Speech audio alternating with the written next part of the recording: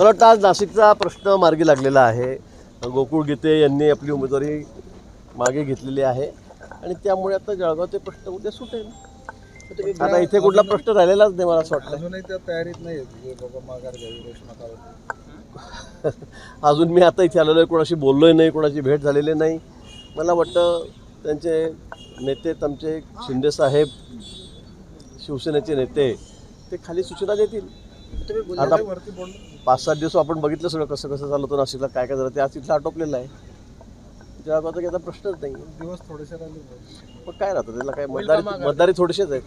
हो, तुम्ही बोलले होते की नाशिकचा विषय मिटला की जळगावचा पण आपोआपच भेटेल असं बोलले होते. मग मात्र आता ते काय ठाम लगेच आता तिथे आता 2 तास झाले तर लगेच इथे बैठक घेतील का येऊन सगळे मंत्री इथे?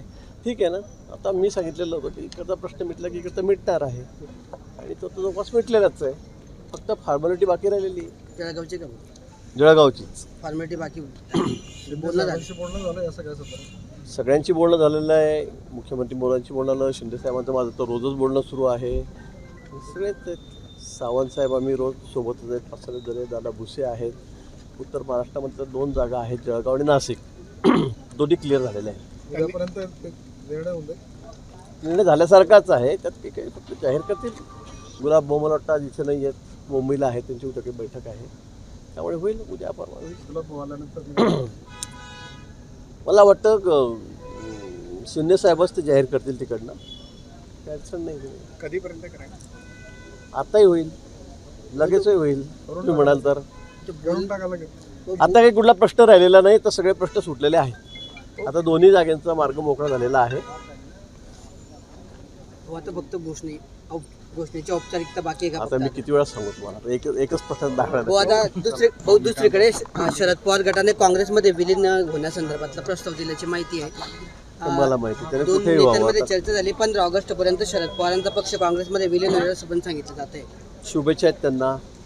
चांगलं आहे, राहुल गांधी आणि शरद पवार साहेबांची टीम मिळून चांगलं काम करतील, त्यांना शुभेच्छा आहेत. सक्षम विरोधी पक्ष इथं राहायला पाहिजे ना राज्यामध्ये.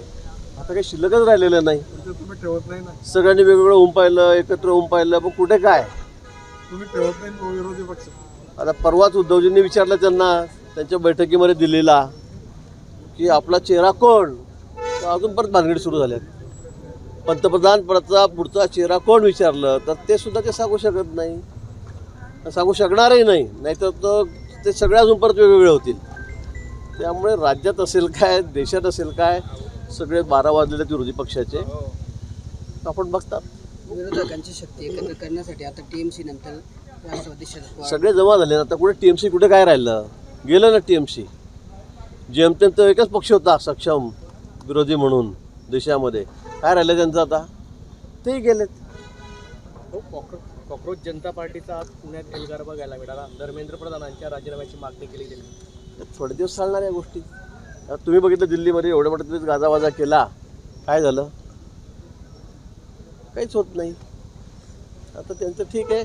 आता त्यात काही मंत्र्यांनी प्रश्नपत्रिका फोडली का त्यांचा हात आहे असं कुठे काही आहे का? उगाच काहीतरी आपलं मागणी करायची म्हणून करायची, अशाने काही राजीनामा होत नाही आणि अशाने काही प्रश्न सुटणार नाही. आता ज्या परीक्षा होत आहेत तर आपण बघितलं किती काटेकोरपणे आणि किती व्यवस्थितपणे त्या ठिकाणी ते पार पडले जात आहेत. तर मिलिटरीचं सैन्याचं सुद्धा त्या ठिकाणी वायुसेनेचं सुद्धा सहकार्य घेतलं गेलेलं आहे. पंतप्रधान माननीय मोदीजी हे स्वतः त्याकडे बघत आहेत.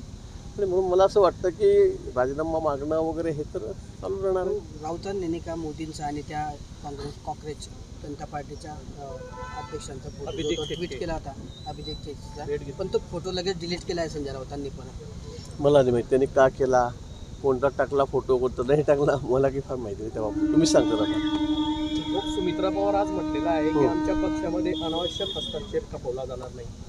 ठीक आहे ना, मग कोण करत आहे? आम्ही कोणीच करत नाही. त्यांचा निशाणा कोणाकडे आहे, इशारा कोणाकडे मला काही माहीत नाही. पण आम्हाला काही आवश्यकता नाही. मला वाटतं आमच्याकडून कोणी काही तसं हस्तक्षेप करतही नाही. केळीचं जळगाव जिल्ह्यात मोठं नुकसान झालं, बैठकीला आपणही होते. हो. काय नेमकं शेतकऱ्यांना दिलासा आहे का? नाही, निश्चित त्यांना मदत करण्याच्या संदर्भामध्ये माननीय मुख्यमंत्री महोदयांकडे मी मागणी केलेली आहे आणि त्यांना मदत, निश्चित भरीव मदत जी असेल त्या मी त्या ठिकाणी निश्चितपणे करू. पण खूप मोठं नुकसान या वादळामुळे शेतकऱ्यांचं या ठिकाणी झालेलं आहे.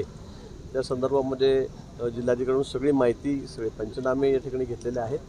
लवकरच शेतकऱ्यांना आम्ही त्या संदर्भामध्ये मदत करू. खडसेंनी टीका केलेली की मध्य प्रदेशमध्ये ज्या प्रमाणात एकाही मंत्र्याला वेळ नाही, रक्षा खडसे सोडले तर हो म्हणा, फक्त हो म्हणा. मतदान खडसेंना म्हणा तुम्ही आराम करा, तुमची तब्येत फार खराब आहे म्हणा सध्या, आपण झोपून राहा म्हणा जरा सध्या. आम्ही बाहेरगावी होतो, आपल्याला माहिती आहे, मी दिल्लीला होतो, पंजाबमध्ये होतो, त्यामुळे मी या ठिकाणी येऊ शकलो नाही. मी आज आलो या ठिकाणी.